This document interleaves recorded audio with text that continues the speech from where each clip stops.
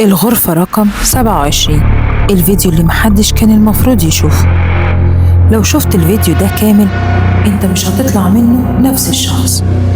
الجملة دي كانت مكتوبة في رابط صغير من غير اسم من غير شرح، بس تحته تحذير واحد: مش لكل الأعصاب. الغريب إن بعد ما الرابط ده اتفتح ناس اختفت ومنتدى كامل اتمسح، وكأن الغرفة رقم 27 عمرها ما كانت موجودة.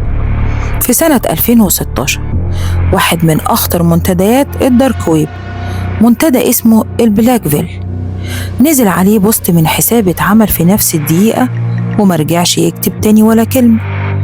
بوست فاضي من غير رابط وتحته جملة واحدة: اللي هيفتح يتحمل اللي هيشوفه.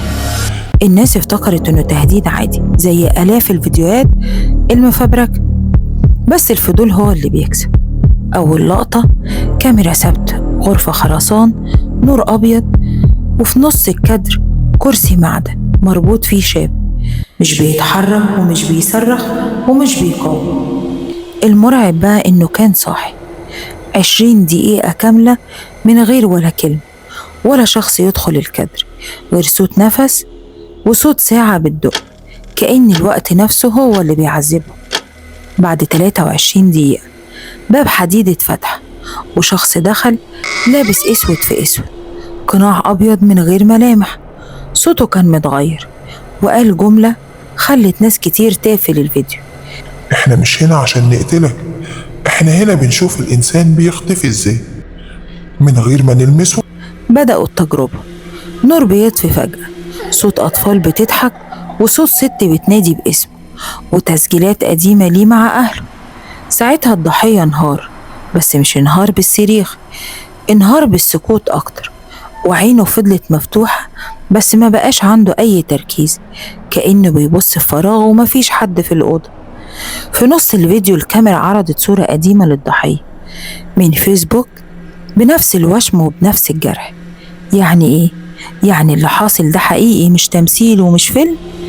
الشخص المجهول قرب من الكاميرا وقال: اللي هيحصل دلوقتي مش موت، ده مسح للإنسان.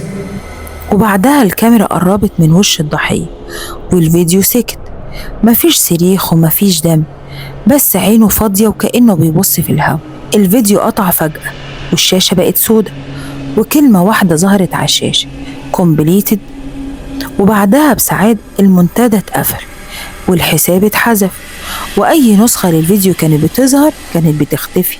وفي ناس قالت إنهم عرفوا الشاب ده وإنه كان متبلغ عنه باختفائه من شهور. بس اللي حصل بعد كده إن الفيديو انتشر جدا، وبعد ما الفيديو نزل ب6 ساعات بس تعليقات الناس بدأت تظهر، واللي كتب: قفلت الفيديو مش قادر أنام.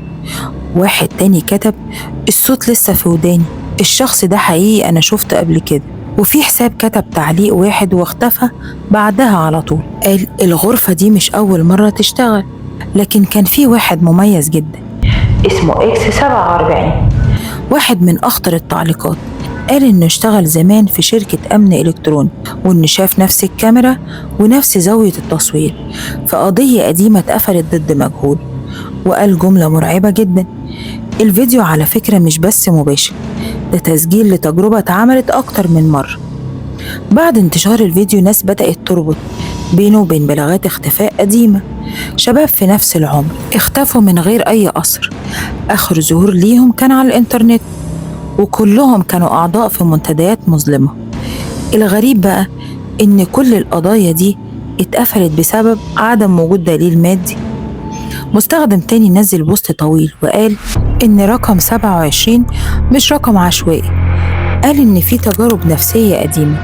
الرقم 27 بيرمز لمرحلة انهيار الهوية. يعني إيه؟ يعني الشخص يوصل لمرحلة ما يبقاش عارف هو مين ولا اسمه ولا ليه موجود في المكان ده. وواحد تاني من الناس نزل تحليل صوتي للفيديو، وبعد ما شال الضوضاء طلع صوت واطي جدا طول مدة التسجيل. الصوت بيكرر جملة واحدة بيقول فيه: سيبه ينسى. الصوت ده مش صوت الشخص المقنع ولا الضحية، ده صوت تالت كان معاهم بس ما ظهرش. بعد أيام بدأت تطلع حكايات غريبة، ناس بتقول إنها بتحلم بنفس الغرفة، وناس بتصحى على صوت الساعة، واحد كتب إن النور الأبيض بيطلع له وهو صاحي، وفي 3 حسابات نزلوا بوستات غريبة وبعدها اتقفلت حساباته.